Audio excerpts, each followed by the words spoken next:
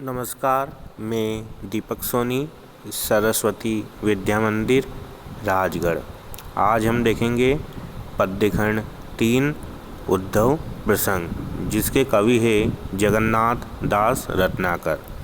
इसका पद्यांश है। छाउते कुटीर कहूँ रम्य जमुना के तीर, गोन रोन रेती सो कदापि करते नहीं।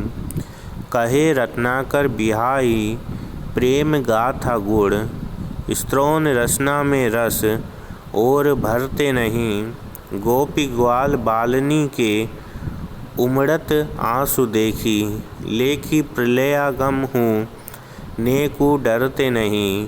हो तो चित चाब जो ना राव रे चितावन को, तजी ब्रज गाँव इते पाँव धरते नहीं।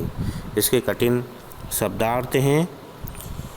छाउते कुटीर यानी कि कुटिया बना लेना, रम्य यानी कि सुंदर, रोन रेती यानी कि रमण रेती, गोन यानी कि गमन, बिहाई यानी कि छोड़ना या छोड़कर, गुड़ यानी गंभीर, स्नोन यानी कि कान, रसना यानी जीभ, लखी यानी कि देखकर, प्रलयागम प्रलय का आना, चितावन देखने की लालसा।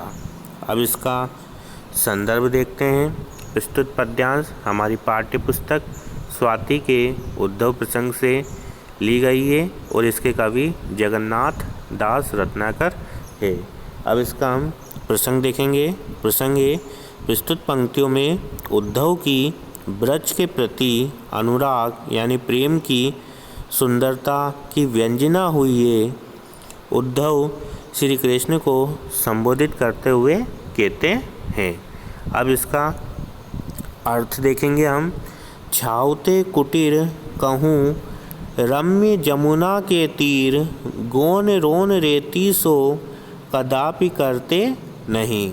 यानी कि उद्धव कहते हैं कि हे श्री कृष्ण, यदि मेरे मन में गोपियों की दशा बताने का उत्साह न होता तो हम ब्रज को छोड़कर इधर की तरफ पैर भी नहीं रखते। कहे रत्नाकर बिहाई प्रेम गाथा गुड़, स्नोन रसना में रस और भरते नहीं। गोपी ग्वाल बालनी के उमड़ते आंसू देखी।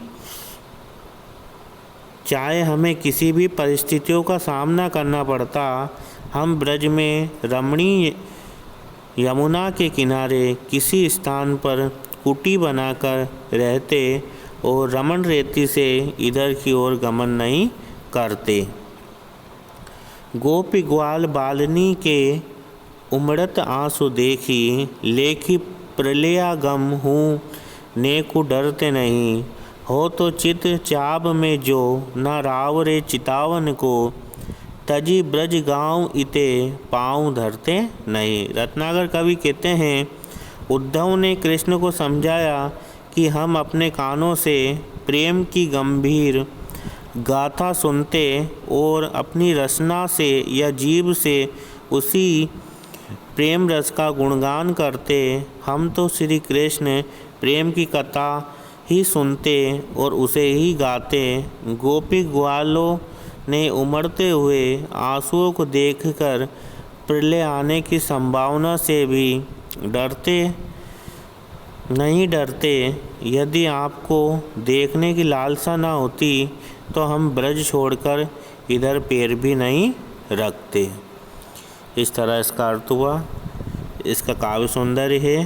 काव्य सौंदर्य में एक ही वर्ण की आवृत्ति बार बार हो रही है, यानी कि अनुप्रास अलंकार है। ब्रज भाषा का प्रयोग किया गया है और उद्धव का ब्रज के प्रति अनुराग का सच्चा स्वरूप व्यक्त हुआ है। धन्यवाद।